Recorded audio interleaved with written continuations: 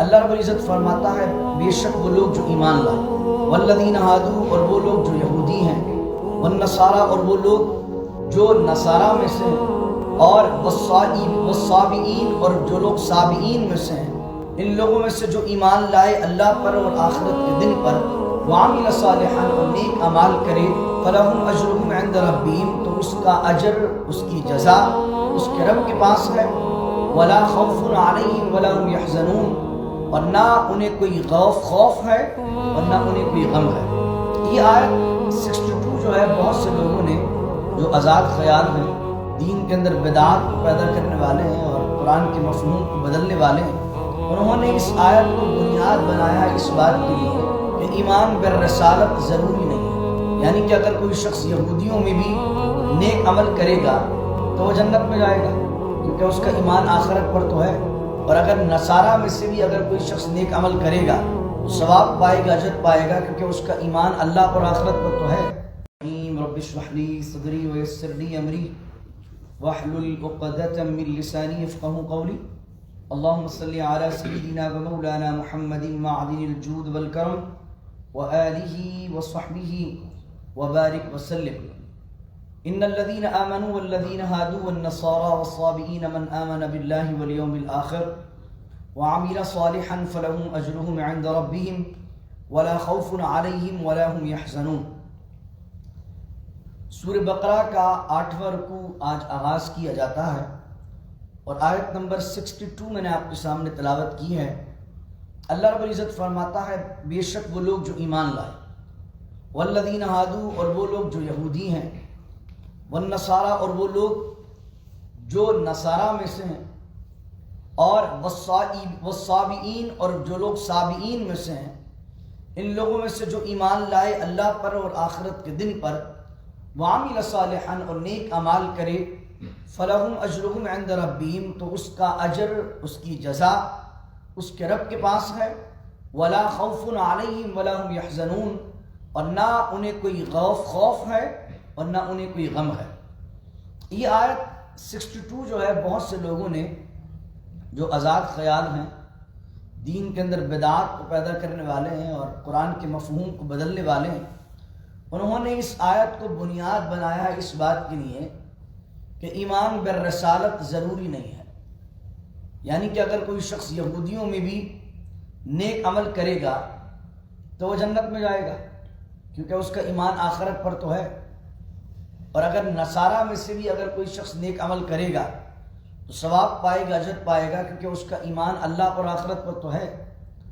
اسی طریقے سے ایک لفظ استعمال ہوا صابئین۔ اب صابئین کون تھے؟ صابئین کے متعلق مختلف اقوال تفسیر میں ملتے ہیں۔ اس دور کے اندر تو صابئین پائے نہیں جاتے۔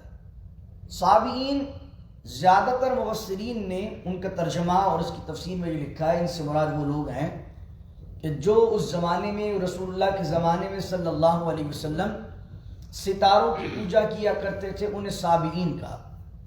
ایک قول کے مطابق یہ کہ صابئین ان لوگوں کو کہا گیا کہ وہ لوگ جو زبور پڑھتے تھے اور حضرت ابراہیم علیہ السلام کے دین کو فالو کرتے تھے اور عراق میں رہتے تھے، تو وہ بھی اہل کتاب تھے۔ حضرت داؤد علیہ السلام پر جو کتاب نازل ہوئی زبور، اس کی تلاوت کرنے کی وجہ سے تو اس بنیاد پر امام اعظم ابو حنیفہ رضی اللہ تعالیٰ عنہ کا فتویٰ ہے کہ صابئین جو تھے اس زمانے میں ان کا ذبیحہ بھی حلال تھا، جس طرح کوشر حلال ہوتا ہے، اور ان کی عورتوں سے نکاح کرنا بھی حلال تھا اہل کتاب ہونے کی وجہ سے۔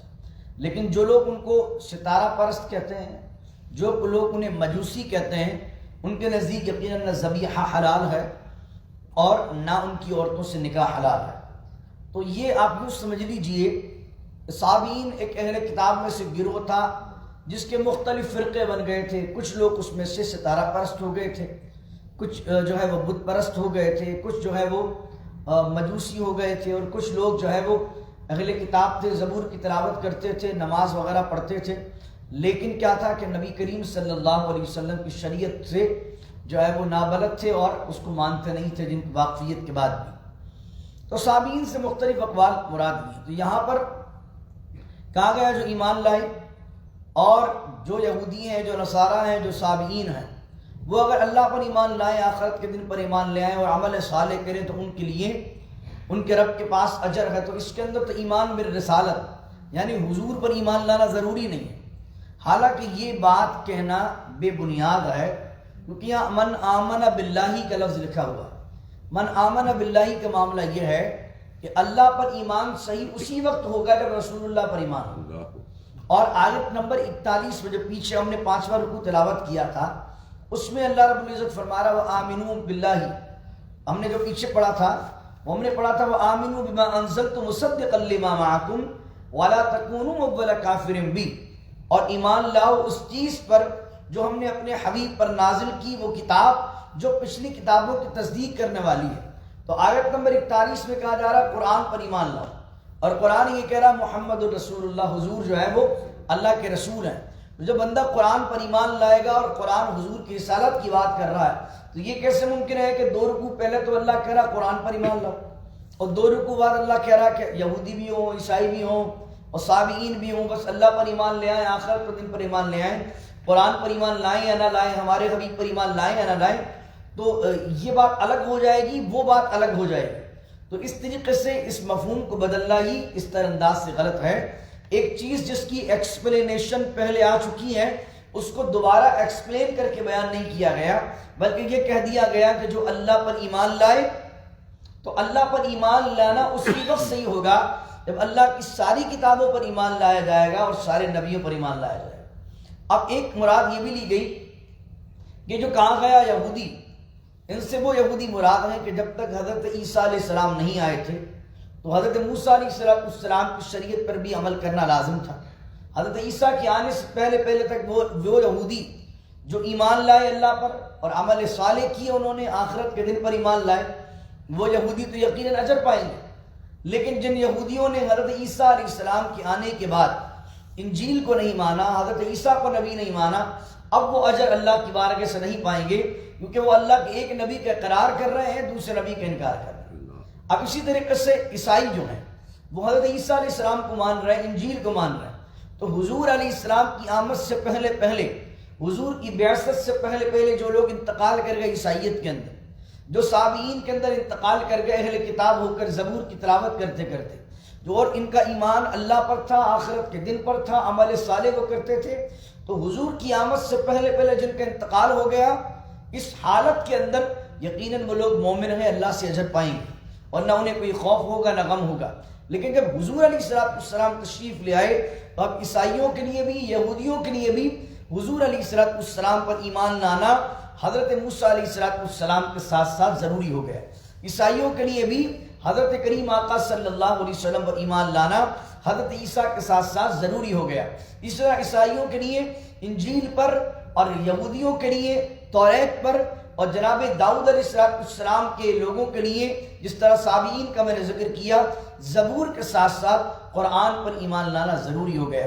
تو اس سے مراد یہ نہیں ہے کہ جو ایمان لے کر نہ آئے اور حضور کو نہ مانے، رسالت کو نہ مانے، وہ بھی جنت میں چلا جائے گا، کیونکہ یہ قرآن کی آیت یہ کہہ رہی ہے۔ اس سے مراد یہ ہے جو میں نے دونوں اقوال آپ کے سامنے پیش کی۔ لیکن کچھ لوگ آیت نمبر 62 سے اس پہ بڑی ڈائلاگس ہوئے ہیں، بڑی ڈیبیٹ ہوئی ہیں، لیکن اس کے حوالے سے ہمارے علماء نے جواب یہ دیا، اور قرآن کی دوسری جگہ سورہ آل عمران میں آیت کہتی ہے وَمَن يَتَّبِعْ غَيْرَ الْإِسْلَامِ دِينًا فَلَن يُقْبَلَ مِنْهُ وَهُوَ فِي الْآخِرَةِ مِنَ الْخَاسِرِينَ، اور جو اسلام کے سوا کوئی اور دین کی اتباع کرے، وَمَن يَتَّبِعْ غَيْرَ الْإِسْلَامِ، اسلام کے علاوہ کسی اور دین کی اتباع کرے گا، فَلَن يُقْبَلَ مِنْهُ، اس سے وہ دین قبول نہیں کیا جائے گا، اور وَهُوَ فِي الْآخِرَةِ مِنَ الْخَاسِرِينَ، اور وہ آخرت کے اندر خسارہ کرنے والوں میں سے ہوگا۔ تو اگر آپ اس آیت سے مفہوم یہ لیں گے کہ اسلام پر عمل کرنا ضروری نہیں ہے، یہودی بھی ہو، اچھے کام کرتے رہو، اللہ کو مانو، آخرت کو مانو، جنت میں داخل ہو جاؤ، تو پھر سورہ آل عمران کی یہ آیت اس آیت سے ٹکرا جائے گی، کیونکہ یہاں کیا بیان ہو رہا ہے؟ اللہ پر ایمان، آخرت پر ایمان، نیک عمل، یہ تین چیزیں کر لو نجات پا جاؤ گے، خوف ہوگا نہ غم ہوگا، اجر پاؤ گے۔ اور سورہ آل عمران کی آیت کہہ رہی ہے وَمَن يَتَّبِعْ غَيْرَ الْإِسْلَامِ، اور جو اتباع کرے غیر اسلام کی، اسلام کے علاوہ کسی چیز کی، فَلَن يُقْبَلَ مِنْهُ، تو ہرگز اس سے وہ چیز قبول نہیں کی جائے گی. تو وہاں تو کہا جا رہا ہے اسلام کے سوا کوئی چیز قبول نہیں کی جائے گی. تو اس سے مراد یہ کہ یہاں پر جو آمنا باللہ ہے، اللہ پر ایمان ہے، اس سے مراد وہ صحیح ایمان ہے جس کے اندر نبیوں پر ایمان بھی ضروری ہے اور کتابوں پر بھی ایمان ضروری ہے. تو یہ ذہن میں رکھیے. تو اگر کوئی بندہ آیت نمبر 62 سورہ بقرہ کی پیش کر کے یہودیوں کو، عیسائیوں کو، صابئین کو بھی جنت کا داخلے کا ٹکٹ دے دے تو اس کے سامنے آپ کو کیا گفتگو کرنی ہے اگر کوئی آپ کے سامنے یہ بات یہ بیان کرے. دوسری بات یہ بیان کی گئی، یہاں پر شروع میں کہا گیا ان الذین آمنوا، بے شک وہ لوگ جو ایمان لائے. پھر دوبارہ کہا من آمن باللہ، ان لوگوں میں سے جو ایمان لائے اللہ پر. تو پہلے ان کو ایمان والا کہہ دیا، پھر دوبارہ کہا جا رہا ہے کہ وہ ایمان لائے. جب وہ ایمان والے ہیں آلریڈی تو پھر وہ یہ بات کیوں کہی جا رہی ہے کہ ایمان لائے؟ تو اس سے مراد مفسرین نے مختلف اقوال لکھے ہیں. زیادہ قرین قیاس جو قول ہے وہ یہ ہے کہ وہ لوگ جو منہ سے ایمان لائے ہیں، قولی ایمان لائے ہیں، ان سے یہ کہا جا رہا ہے کہ تم جس طرح قول سے ایمان لے کر آئے ہو اسی طریقے سے دل سے بھی اقرار کرتے رہو. من آمن باللہ. پھر آگے فرمایا وَإِذْ أَخَذْنَا مِيثَاقَكُمْ وَرَفَعْنَا فَوْقَكُمُ الطُّورَ، اور یاد کرو جب ہم نے میثاق لیا. میں نے پہلے پچھلے دروس کے اندر بیان کیا تھا میثاق اس وعدے کو کہتے ہیں جس کو پکا کر لیا جائے، اس کو کہتے ہیں میثاق. جس طریقے سے اللہ نے ہم سے عالم ارواح کے اندر میثاق لیا، اللہ نے حضرات انبیاء کرام علیہ السلام سے ایک میثاق لیا ہے. تو یہاں پر بھی فرمایا ہم نے بنی اسرائیل سے میثاق لیا، وعدہ لیا. کیا وعدہ لیا؟ کہ پہلے انہوں نے ڈیمانڈ کی کہ کوئی کتاب آنی چاہیے، توریت آنی چاہیے. اب جس طریقے سے ہم پر تو آہستہ آہستہ اللہ کا فضل ہوا نا، احکام ایک ساتھ نہیں آئے. ہمارے لیے پہلے کیا آیا؟ یہ حبیب یہ تم سے شراب اور جوئے کے بارے میں پوچھتے ہیں، آپ کہہ دیجئے قل فیہما اثم کبیر ومنافع للناس، آپ کہہ دیجئے ان دونوں میں بڑا گناہ ہے لیکن لوگوں کا فائدہ بھی ہے. ابھی تک جوا اور شراب حرام نہیں ہوا. کچھ عرصے بعد ایک اور حکم نازل ہو گیا ایک مصلحت کے تحت، یا ایھا الذین آمنوا لا تقربوا الصلاۃ وانتم سکارى، ایمان والو نماز کے قریب بھی نہ جاؤ جب تم نشے کی حالت میں. اب آہستہ آہستہ اسٹیپ بائی اسٹیپ شراب سے دور کیا جا رہا، ایک دم حکم نہیں آ رہا، تاکہ جو لوگ عادی شرابی ہیں وہ آہستہ آہستہ اپنی عادت بنائیں اس کو چھوڑنے کی. اس کے بعد 7ویں پارے میں مکمل طور پر آیت آیا تھی یا ایھا الذین آمنوا انما الخمر والمیسر والانصاب رجس من عمل الشیطان فاجتنبوه لعلکم تفلحون. یعنی ایمان والو شراب، جوا، پانسے پھینکنا، یہ سارے جو ہے وہ شیطانی عمل ہیں، اب ان سے بچو. جب یہ آیت نازل ہوئی تو اب شراب حرام ہو گئی. لیکن یہودیوں کے ساتھ ایسا نہیں تھا. یہودیوں نے ڈیمانڈ کی کہ ہمیں کچھ احکامات دے دیے جائیں. تو جس طرح میں نے پچھلے دروس میں کہا تھا کہ الواح پر، تختیوں پر انہیں 10 کمانڈمنٹس دے دی گئی، احکامات دے دی گئے. تو ایک ساتھ جب ان کے پاس احکامات آئے تو اب اس پر عمل کرنا انہیں دشوار لگا. 70 ان کے لیڈر بھی گئے تھے، جس طرح میں نے کل بیان کیا تھا. وہ کہہ رہے تھے کہ ہم اللہ کو ظاہر دیکھنا چاہتے ہیں. پھر اللہ نے حضرت موسیٰ کی دعا پر انہیں زندہ کیا. ان لوگوں نے بھی یہ جا کر بتایا کہ بھئی یہ توریت ملی ہے. جب توریت کے سخت احکام انہوں نے دیکھے تو اب توریت پر عمل کرنے سے انہوں نے انکار کر دیا. تو اب کیا ہوا؟ وَإِذْ أَخَذْنَا مِيثَاقَكُمْ وَرَفَعْنَا فَوْقَكُمُ الطُّورَ. تو اللہ نے فرشتوں کو حکم دیا کہ طور کو ان کے اوپر جو ہے وہ لٹکا دو. یعنی طور کا جو پہاڑ ہے وہ پہاڑ پر ان لٹکا دو، اور کہا کہ اب تم نے عمل نہیں کیا تو یہ پہاڑ تم پر گرا دیا جائے. ورفعنا، اور ہم نے بلند کر دیا، فوقکم، ان کے اوپر طور کو، یعنی اس پہاڑ کو ہم نے ان پر بلند کر دیا. کہ پہلے تم کہتے ہو احکامات ملنے چاہیے، اور جب احکامات دے دیے ہم نے تو اب تم کہتے ہو کہ جب اس پر عمل نہیں کرنا. تو اللہ نے فرمایا عمل کرو وگرنہ یہ پہاڑ تم پر جو ہے وہ گرا دیا جائے گا. فوقکم الطور. اب یہاں پر بھی جو ہے وہ مختلف آزاد فکر مفکرین نے، جس طریقے سے سر سید احمد خان، غلام احمد پرویز جیسے لوگ ہیں، انہوں نے یہاں پر کہا کہ کسی بھاری چیز کا اٹھا کر لٹکا دینا یہ سائنٹیفکلی ممکن نہیں. لیکن یہ بندے کے لیے تو ممکن نہیں ہے، اللہ کے لیے تو ممکن ہے. لیکن کیونکہ میں نے عرض کیا نا آپ سے کہ وہ قرآن کے ہر مفہوم کو سائنس کی بنیاد پر تولنے کی کوشش کرتے ہیں، تو انہوں نے یہاں اس کا مفہوم ہی بدل دیا.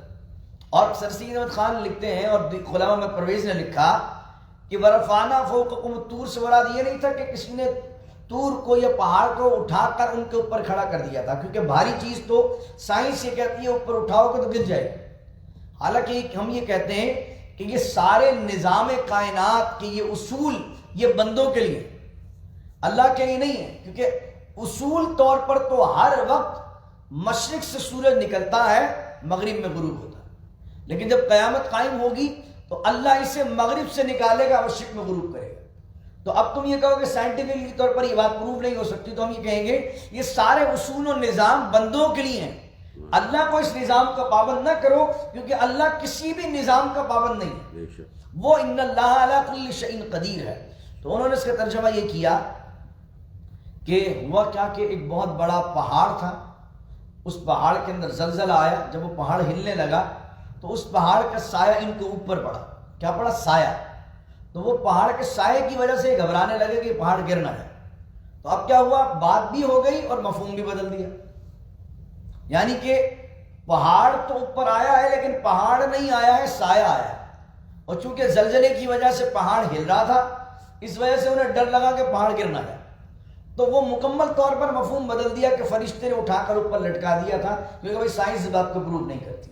تو یہ بات ان لوگوں نے لکھی ہے، حالانکہ احادیث طیبہ مفسرین جمہور اس بات کے قائل ہیں کہ اس سے مراد یہی ہے کہ ان کے سر پر پہاڑ کو فرشتوں نے معلق کر دیا، لٹکا دیا۔ تو یہودیوں میں سے کچھ لوگ ہیں، کچھ فرقے ایسے ہیں آج بھی جو سجدہ چہرے پر کرتے ہیں، جیسے ہم سجدہ پیشانی پر کرتے ہیں نا، وہ سجدہ آدھے چہرے پر کرتے ہیں۔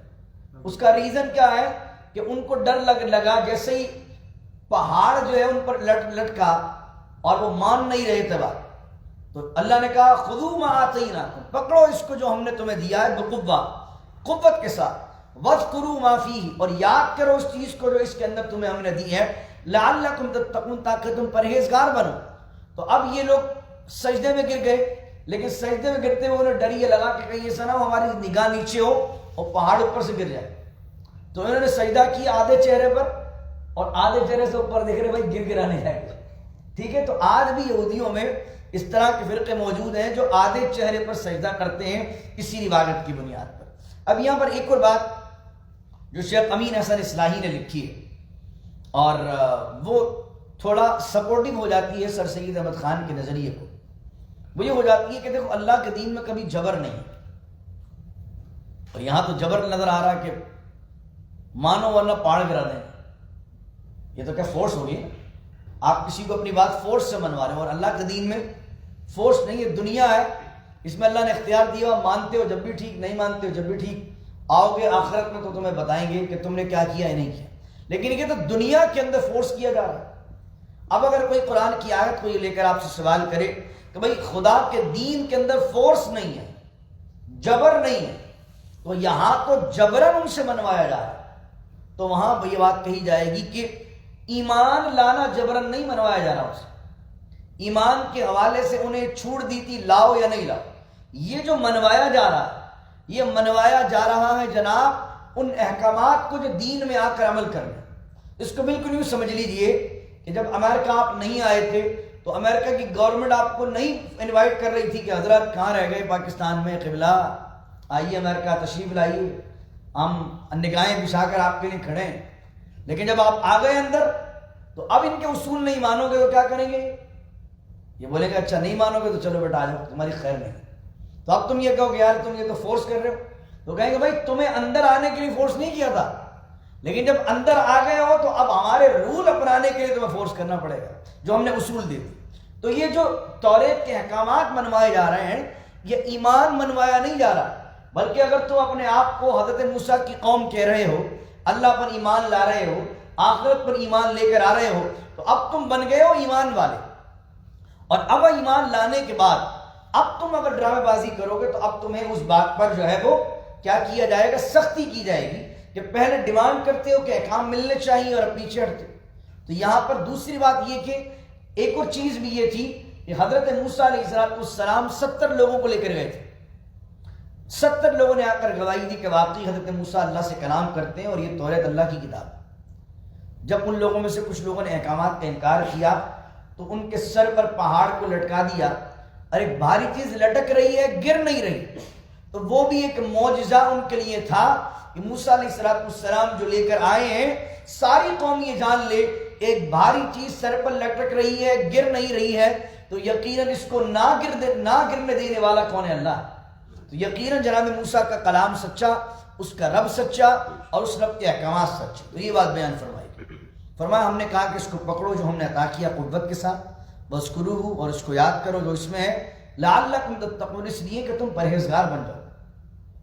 ثُمَّ تَوَلَّيْتُم مِّن بَعْدِ ذَلِكَ، آپ دیکھیں تسلسل کے ساتھ ان پر انعام ہوئے اللہ کے، اور ہر دفعہ انہوں نے جو ہے وہ ہٹ درمی کی۔ ثُمَّ تَوَلَّيْتُم مِّن بَعْدِ ذَلِكَ، اور پھر تم اس کے بعد روح گردانی کرنے والے بن گئے، اپنی بات سے پھر گئے۔ یعنی کہ ہم نے تمہیں اس پہاڑ کے عذاب سے بھی نجات دی، لیکن تم دوبارہ پھر گئے اپنی بات سے۔ تو فلولا فضل اللہ علیکم ورحمتہ، تو اگر اللہ کا فضل تم پر نہ ہوتا اور اس کی رحمت تم پر نہ ہوتی تو لکنتم من الخاسرین، تو تم ضرور نقصان اٹھانے والوں میں سے ہوتے۔ یہ جو ہم نے تمہیں بچا لیا یہ ہمارا فضل ہے، یہ جو ہم نے تمہیں بچا لیا یہ ہماری رحمت ہے۔ اس فضل و رحمت سے مفسرین نے یہ لکھا ہے کہ نبی کریم صلی اللہ علیہ وسلم کو بعثت ہونی تھی، حضور کو آخری نبی بن کر آنا تھا، اللہ نے حضور علیہ السلام کی وجہ سے ان کو اور ایک دفعہ مہلت دی کہ چلو ابھی یہ ہٹ درمی پر ہیں، ہم اپنے نبی کو بھیجتے ہیں، آخری کتاب بھیجتے ہیں، چلو اب بھی ایمان لیں۔ اللہ تو غفور الرحیم ہے نا، رحمت اس طرح ہے، رحمت خداوند بہانہ مید، اس طرح لکھا ہے، ایک شعر ہے، وہ فارسی کا میرے ذہن میں بھی نہیں آ رہا، کہ رحمت حق جو ہوتی ہے وہ بہانے تلاش کرتی ہے۔ اللہ اکبر، یعنی کہ اگر اللہ کو عذاب دینا ہو تو ہم ساری کی ساری مخلوق جو ہے وہ زیادہ تر عذاب میں ہو، لیکن اللہ بہانہ ڈھونڈتا ہے بخشنے کا، اس کی رحمت اتنی وسیع ہے۔ تو اتنی ہٹ درمی کرنے کے باوجود ہی فرمایا فلولا فضل اللہ علیکم ورحمتہ لکنتم من الخاسرین، اگر اللہ کا فضل اس کی رحمت تم پر نہ ہوتی تو تم ضرور نقصان اٹھانے والوں میں سے ہو جاتے۔ آخری دعا میں پڑھتا ہوں پھر مفہوم مکمل ہو جائے گا۔ وَلَقَدْ عَلِمْتُمُ الَّذِينَ اعْتَدَوْا، اور تم اس بات سے خوب واقف ہو، اعتدوا کہ جنہوں نے سرکشی کی، ان میں سے کس چیز کے بارے میں؟ فی السبت، سیٹرڈے، ہفتے کے دن کے بارے میں۔ فَقُلْنَا لَهُمْ، تو ہم نے ان کے لیے کہا، ان سے کہا، کونوا، ہو جاؤ، قردۃ خاسئین، دھتکارے ہوئے بندر۔ قردۃ کہتے ہیں عربی کے اندر بندر کو، خاسئین دھتکارا ہوا۔ اب یہ اس آیت سے کیا مراد ہے؟ اس آیت سے مراد یہ کہ ان لوگوں کو کہا گیا کہ بھائی تمہارا جو ہے وہ سیٹرڈے جو ہے نا وہ ہالیڈے، اس دن کوئی بزنس نہیں کرنا، اس دن صرف اللہ کی عبادت کر۔ ان سے کہا گیا کہ بھائی سیٹرڈے کے دن کوئی معاشی معاملات نہیں کرنے ہیں، سیٹرڈے کے دن صرف عبادت کرنی ہے، کوئی شکار نہیں کرنا۔ تو ان میں سے دو قبیلے تھے، جو قبیلے رہتے تھے سمندر کے پاس، اور سمندر کے پاس مچھلیاں پکڑنے کی ان کی عادت تھی، وہی ان کا تجارت تھی، سارا معاملہ تھا۔ اب اللہ نے منع کر دیا سیٹرڈے کے دن، ابتدا کے اندر شروع میں بچے، مگر پھر کسی کے ذہن میں مال اور دولت کی وجہ سے آئیڈیاز آتے ہیں کہ یار یوں اگر کر لو تو بعض اوقات کیا ہوتا ہے، حرام کرنے کے لیے حیلہ تلاش کیا جاتا ہے۔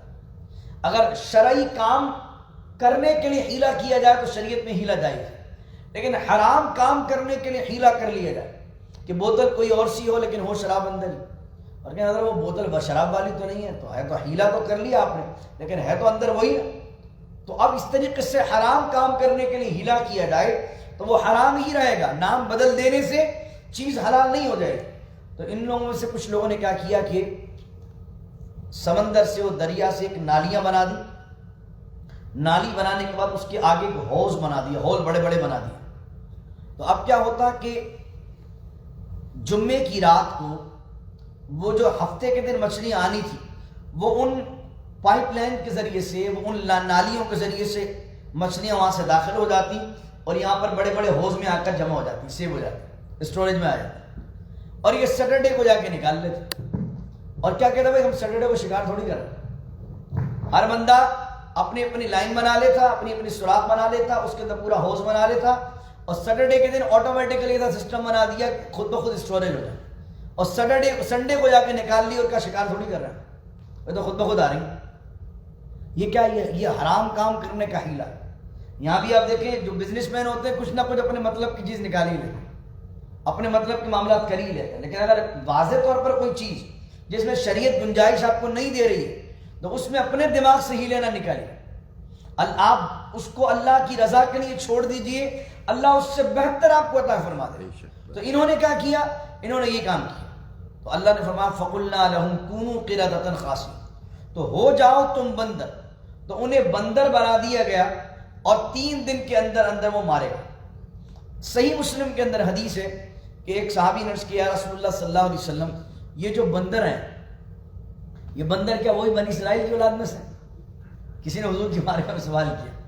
صحیح مسلم کے اندر حضور علیہ السلام نے فرمایا اللہ جب کسی قوم پر عذاب بھیجتا ہے تو پھر ان کی نسل کو باقی نہیں رکھتا، اور حضور نے فرمایا یہ بندر اور خنزیر تو ان سے پہلے گئے۔ ایسا تھوڑی ہے جتنے بندر، ابھی کوئی کہے گا یہ بندر ایجاد جو ہوا ہے نا، یہ بندر وہیں سے ایجاد ہوا ہے۔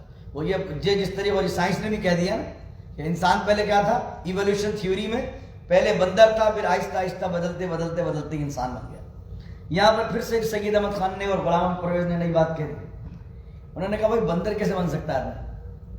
بندر تو بن ہی نہیں سکتا، اس کی سائنس اس کے نظریے خلاف ہے۔ تو انہوں نے کہہ دیا معاذ اللہ کہ اس میں عادتیں بندر والی ہوگی، اور جس طرح بندر ذلیل و خوار ہوتے ہیں اس طریقے سے وہ انسان ہو کر ذلیل و خوار ہو، اور مزاج ان کا بندروں والا بن گیا۔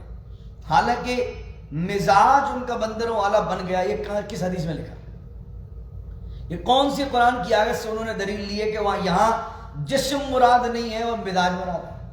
یہاں تو کوئی مینشن ہی نہیں ہے بات، یہاں تو ڈائریکٹلی اللہ کہہ رہا ہے کونوا قردۃ خاسئین، بندر ہو جاؤ دھتکارے ہو۔ تو جو اس کا ترجمے سے ہم مراد سمجھیں گے وہ یہ ہے کہ اللہ نے کہہ دیا بندر ہو جاؤ، تو بھائی یہ تم بندوں پر قیاس کیوں کرتے ہو چیز کو؟ یہ بندہ بندر نہیں بنا سکتا ہے، بھائی بندہ تو نہیں بنا سکتا، لیکن اللہ نے جس نے انسان بنایا وہ بندر بھی بنا سکتا ہے۔ بھائی جس نے بندر کو بندر بنایا وہ انسان کو چاہے تو بندر بنا سکتا ہے۔ اسی طریقے سے آپ دیکھیے کہ اسٹیم سیلز جو ہیں، اسٹیم سیلز کی تھیوری اب آگے چل کر بیان کر رہی ہے کہ انسان اور جانور کے مادے سے وہ کوئی نئی چیز بنا رہے ہیں۔ اسی طریقے سے 2 جانور، ایک کا میل ورژن لے لیتے ہیں، ایک کا فیمیل ورژن لے لیتے ہیں، ان کے اسٹیم سیلز کے ذریعے سے ایک تیسری چیز پیدا کر دیتے ہیں۔ یہ سائنسی ایجادات اس کے اوپر پروسیس ہو رہے ہیں اسٹیم سیلز کے اندر۔ ارے تو آج جو سائنس اسٹیم سیلز کے ذریعے سے پروف کرنا چاہ رہی ہے بندوں کی طاقت کو، تو جب بندوں کو اللہ نے اختیار یہ دے دیا ہے تو سوچو جس نے ہمیں بنایا اس کے پاس کتنے اختیار ہیں۔ تو یہ انکار کر دینا کہ نہیں یار بندر نہیں بن سکتے، تو یہ سوچو بنا کون رہا؟ اللہ کہہ رہا فَقُلْنَا لَهُمْ، ہم نے کہا ہو جاؤ بندر، تو وہ ہو گئے بندر، اور 3 دن کے اندر مارے گئے۔ تو آپ کو اس طرح کے لوگ ملیں گے کہ جو ہر آیت کو اپنی عقل کے مطابق ڈھالنے کی کوشش کریں گے، سائنس کے مطابق ڈھالنے کی کوشش کریں گے۔ ارے جناب ہم قرآن کو قرآن کے طریقے سے سمجھیں گے، قرآن کو اپنی عقل پر قیاس نہیں کریں گے، بلکہ قرآن میں جس طرح جیسا لکھا ہے، صحابہ کرام علیہم رضوان نے جیسا بیان کیا، اور وہ اگر میری عقل میں نہیں آ رہا ہے تو اس میں میری عقل کا قصور ہے، کیونکہ میں اور آپ عقل کامل نہیں رکھتے۔ عقل کامل کس کی تھی؟ عقل کامل تو نبیوں کی ہوتی، وہ اگر بیان کر گئے تو عقل کامل ان کی ہے۔ میرے دماغ میں اگر بات نہیں آ رہی، آپ کے دماغ میں اگر بات نہیں آ رہی، تو وہ اور آپ کی اور میری عقل محدود ہے، چھوٹی ہے۔ اللہ سے دعا کر دیں کہ اللہ بصیرت وہ عطا کر دے کہ ہر مفہوم ہماری عقل میں سما سکے، ہمیں سمجھ میں آ سکے، اور ہمارے ایمان کی تقویت کا باعث بن سکے۔ یہ کیا کیوں؟ اللہ نے فرمایا فَجَعَلْنَاهَا نَكَالًا لِمَا، ہم نے بنا دیا اس کو عبرت، کس کے لیے؟ بین یدیہا، ان لوگوں کے لیے جو ان کے آگے ہیں، وما خلفہا، اور جو ان کے پیچھے، یعنی آگے پیچھے والوں کے لیے یہ عمل کیوں کیا کہ اگر ہم نے کوئی چیز منع کی ہے اس سے باز آ جاؤ، نہیں آؤ گے تو دیکھو جن لوگوں نے ہفتے کے دن کے معاملے کی مخالفت کی، ہم نے ان کے ساتھ کیا کیا؟ وَمَوْعِظَةً لِّلْمُتَّقِينَ، اور ہم نے اس کو موعظہ بنا دیا، نصیحت بنا دیا متقین کے لیے، متقین کے لیے میں نصیحت بنا دیا کہ دیکھو جو ہم نے حلال کی ہے چیزیں وہ کرتے رہو گے برکت پاؤ، جو ہم نے حرام چیزیں کر دی ہیں اس میں کبھی بھی برکت نہیں پاؤ۔ ہمارے یہاں بھی جمعے کے دن جو ہے وہ جب جمعے کی اذان دے دی جائے فرمایا کاروبار چھوڑ دو اور دوڑو اللہ کے ذکر کی طرف۔ آج بھی آپ نیو یارک چلے جائیں، مجھے کچھ لوگوں نے یہاں بتایا نیو یارک میں جو جیوز ہیں وہ آن لائن آرڈر بھی نہیں لیتے بہت سے، یعنی اگر آپ آن لائن ان کو ٹرانزیکشن کرنا چاہیں تو سیٹرڈے کے دن وہ آن لائن بزنس ہی بند رکھتے، اتنے اسٹرکٹ ہیں۔ اور ہم کیا کر رہے ہیں؟ ہمیں جمعے کے دن ہی مال کمانے کی پڑی، اور بھائی جمعے کے دن وقت نکال لو، 2 گھنٹے رکھ لو، اگر کوئی بیچارہ کمپنی میں کام کرتا تو الگ بات ہے, اپنی کمپنی میں اللہ کرے اس کے لیے آسانی سیٹنگ کر دے, لیکن جن کے اپنے ذاتی بزنس ہیں یار, ان کے لیے تو بڑی آسانی ہے. کم از کم سنڈے عیسائی اپنا دن منا رہے ہیں چرچ جا کے, سیٹرڈے جیوز اپنا دن منا رہے ہیں. مسلمانوں کا انفلوئنس نہیں ہے, اس لیے پوری دنیا میں سیٹرڈے سنڈے جو ہے ویکینڈ ہے. لیکن میرا اور آپ کا ویکینڈ کیا ہے؟ میرا اور آپ کا ہالیڈے کیا ہے؟ میرا اور آپ کا ہالیڈے جو ہے وہ فرائیڈے. ہم سیٹرڈے سنڈے منا رہے ہوتے ہیں جو ہمارا ہالیڈے نہیں ہے, اور جو ہمارا ہالیڈے وہ میں اور آپ کیسے منا رہے ہوتے ہیں؟ بھاگم بھاگ میں, فکر معاش میں. ایک تو یہ کہ ہمارا انفلوئنس دنیا میں نہیں ہے نا, ورنہ الحمدللہ مسلمان اتنے طاقت میں اگر انفلوئنس کر لیں تو وہ جمعے کی چھٹی بھی ہونی چاہیے, تاکہ ہم بھی باقاعدہ مکمل طور پر اپنی فیملی کے ساتھ عبادت میں اس دن کو گزاریں. لیکن یقیناً اغیار کا انفلوئنس ہے تو ورلڈ وائڈ ایون کے مسلمان کنٹریز میں بھی سیٹرڈے سنڈے چھٹی ہے لیکن فرائیڈے چھٹی نہیں. اب مجھے بتائیے, نام کی مسلمان کنٹری ہے, انفلوئنس کس کا چل رہا ہے, نظام کس کا چل رہا ہے, پلڑا کس کا بھاری چل رہا ہے؟ یعنی ہم اپنی مسلمان کنٹریز میں بھی جمعے کی چھٹی نہیں کر رہے.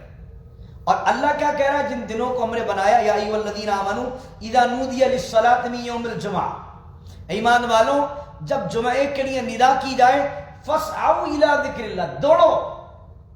فاسعوا کا معنی دوڑو, دوڑو اللہ کے ذکر کی طرف. وذروا البیع, بیع معنی تجارت, اور بزنس کو چھوڑو. اللہ کہہ رہا ہے بزنس کو چھوڑو جمعے کے دن. ہم کیا کر رہے ہیں؟ تو اللہ پر توکل کیجیے. تم دوڑو گے اس طرف, دولت تمہارے پیچھے دوڑے. تم یہ کیوں سوچتے ہو کہ اگر یار میں نے 2 یا 3 گھنٹے جمعے کے نکال لیے, بزنس سے نکال لیے, تو میرا بزنس ٹھپ ہو جائے گا؟ تم دوڑو اللہ کے ذکر کی طرف. دولت, بزنس, اپورچونٹیز, یہ سب تمہارے پیچھے دوڑ رہی ہوں. تمہارے پاس وقت نہیں ہوگا تمہارے پاس کہ میں مال رکھوں کہاں. تم یہ سوچو کہ نہیں یار بہت ہو گیا. اللہ تمہیں اتنی جگہ سے عطا فرمائے گا. تو جمعے کے دن کو منانے کا اہتمام کیجیے, جمعے کے دن کو سیلیبریٹ کیجیے. جمعے کے دن اللہ کی بارگاہ میں سجدہ سجود ہوئیے. جمعے کے دن سورہ کہف پڑھنے کی بڑی فضیلت ہے. تو اللہ آپ کے لیے, میں اپنے لیے دعا بھی کرتے رہے, میں بھی یہ دعا سب کو کہتا ہوں کرتے رہا کریں, اللہ میں آسان روزی دے دے, فکر معاش سے آزاد کر دے. دیکھو نا, نبی کریم علیہ السلام نے فرمایا اللہ بندے سے اس کی گمان کے قریب ہے. تم نے اگر زندگی بھر یہی اللہ سے گمان کرنا نا کہ 9 to 5 جاب کرتے رہے, لاکھ 1.5 لاکھ روپے, 2 لاکھ جو ہے وہ ڈالر سیلری ہماری پر ایئر بنتے رہے, تم نے اللہ سے گمان ہی 2 لاکھ کا کیا. اللہ وہی دیتا رہے گا.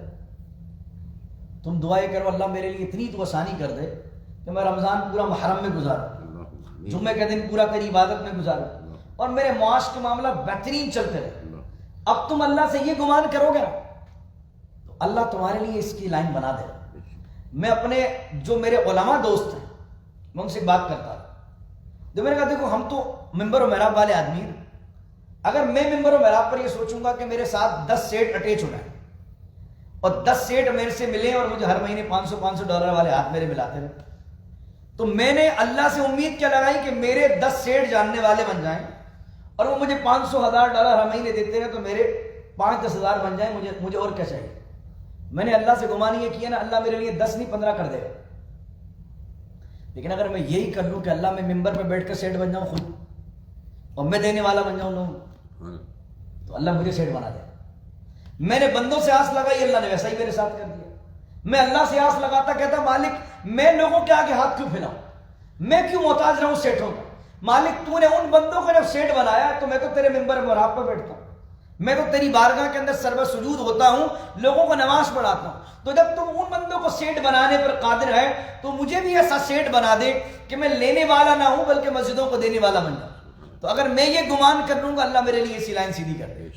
اللہ سے گمان اچھا رکھیے. اللہ جیسا بندہ گمان کرتا ویسا کیجئے. تو اللہ سے ہمیشہ دعا کیجئے اللہ فکر معاش سے آزاد کر, اللہ روزی کی تنگی سے آزاد کر دے, اللہ اتنی آسانیاں کر دے کہ مجھے میری فیملی کو دین پر چلنا اتنا آسان ہو جائے اور کاروبار, مال, دولت, بزنس ایسے چلتے رہیں, کھیلتے کودتے معاملات میں زندگی گزرتی رہے, حرم جاتے رہیں آتے رہیں, ہر سال حج کی حاضری بھی ہو, حرم میں بھی جاتے رہیں, ہر سال عید کا پہلا سلام مسجد نبوی کے اندر حضور کی بارگاہ میں کرتے رہیں. وآخر دعوانا ان الحمدللہ رب العالمین. بسم اللہ الرحمن الرحیم. الحمدللہ رب العالمین والصلاة والسلام علی اشرف الانبیاء والمرسلین. ربنا ظلمنا انفسنا وان لم تغفر لنا وترحمنا لنكونن من الخاسرين. ربنا لا تزغ قلوبنا بعد إذ هديتنا وهب لنا من لدنك رحمة إنك أنت الوهاب ربنا أتمم لنا نورنا واغفر لنا إنك على كل شيء قدير إن الله ملائكته يصلون على النبي يا أيها الذين آمنوا صلوا عليه وسلموا تسليما اللهم صل على سيدنا ومولانا محمد معظم الجود والكرم وآله وصحبه وبارك وسلم سبحان ربك رب العزة عما يصفون والسلام على المرسلين والحمد لله رب العالمين لا إله إلا الله محمد رسول الله